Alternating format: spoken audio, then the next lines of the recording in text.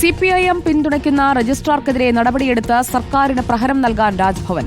കേരള സർവകലാശാലയിലുണ്ടായ സംഘർഷം ചൂണ്ടിക്കാട്ടി KS അനിൽകുമാറിനെ suspend ചെയ്യാനാണ് നീക്കം. രജിസ്ട്രാർ ഗവർണറെ അപമാനിച്ചെന്നും രാജ്ഭവന് നാണക്കേടുണ്ടാക്കിയെന്നുമാണ് നിഗമനം. വൈസ് ചാൻസലറുടെ റിപ്പോർട്ട് ലഭിച്ചതിന് ശേഷമായിരിക്കും നടപടി.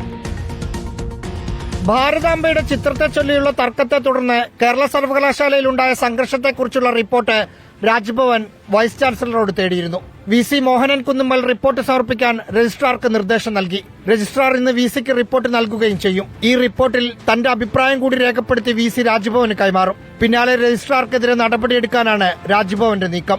സസ്പെൻഡ് ചെയ്യാനാണ് ധാരണ. ഇതുവഴി സർക്കാരിനോട് നേരിട്ട് ഏറ്റുമുട്ടലിന് ഇറങ്ങുകയാണെന്ന സന്ദേശമാണ് ഗവർണർ നൽകുക.